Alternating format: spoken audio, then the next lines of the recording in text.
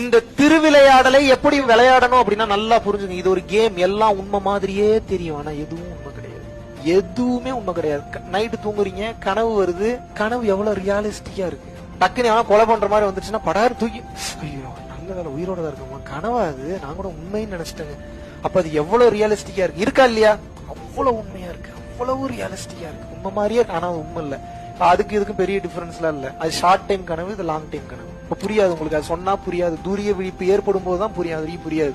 Once open ஆயிருச்சுன்னா தெரியும், இவ்வளவுதானா, இதுக்காக இவ்வளவு சீரியஸா நம்ம வாழ்க்கையை வாழ்ந்துட்டு இருக்கோம். இந்த விளையாட்டு எப்படி இருக்கும் அப்படின்னு வந்து கேட்டீங்கன்னா நல்லா புரிஞ்சுக்கோங்க. முதல்ல இதெல்லாம் பொய்ன்றதே தெரியாது உங்களுக்கு, உண்மையினே நினைச்சு வாழ்ந்துட்டு இருப்பீங்க. எவனுக்காவது எப்பயாவது ஒரு முறை புத்தி வேலை செய்யும். எப்ப வேலை செய்யும்னா, எதுக்கு நம்ம இவ்வளவு தூரம் சம்பாதிக்கிறோம், சாப்பிடுறோம் தூங்குறோம், பொண்டாட்டி பிள்ளைங்க பார்க்க இதே செஞ்சுக்கிட்டு இருக்கமே 24 மணி நேரமும், ஒரு வருஷம் ஃபுல்லா இதே பண்ணிட்டு இருக்கிறமே, எதுக்குதான் இதெல்லாம் பண்றோம்ன்ற கேள்வி முதல்ல எப்ப ஒருத்தனுக்கு உதயம் ஆகுதோ அப்ப அவனுக்கு இறைவனோட அனுகிரகம் அவன் மேல பற்றுக்குன்னு அர்த்தம். என்ன கம்ப்ளீட்டா கிடைக்கல. இப்ப முதல்ல அந்த ஆப்ஷனை கொடுப்பாரு. அப்படி ஒரு எண்ணத்தை அவர் தான் ஏற்படுத்த வைக்கிறாரு. எதனால ஏற்படுத்த வைக்கிறாரு? எங்கேயாவது நல்லது பண்ணிருப்பீங்க, 4 உயிர் நல்லா இருக்கணும்னு நினைச்சிருப்பீங்க, கொஞ்சம் தான தர்மம் பண்ணிருப்பீங்க. இந்த குவாலிட்டி இருக்கிறதுனால உங்களுக்கு அவரே ஏற்படுத்துறாரு. இறைவனை பற்றிய சிந்தனையை முதல்ல வர வைப்பாரு. அதுக்கப்புறம் தான் தெரிய வரும் இந்த மெய்ஞானம்ன்ற ஒண்ணு இருக்கு அப்படின்றது. அதுக்கப்புறம் தான் உங்களுக்கு புரிய வரும். மெய்ஞானம்னா என்ன? இந்த மொத்த உலகமும் மாயை. எழுதி தரேன், ரொனால்டோக்கு இது தெரியாது. இப்ப நம்ம இருக்கக்கூடிய மாபெரும் சயின்டிஸ்ட், மாபெரும் ஆட்கள் அனைவருக்கும் இது தெரியும் நினைக்கிறீங்களா?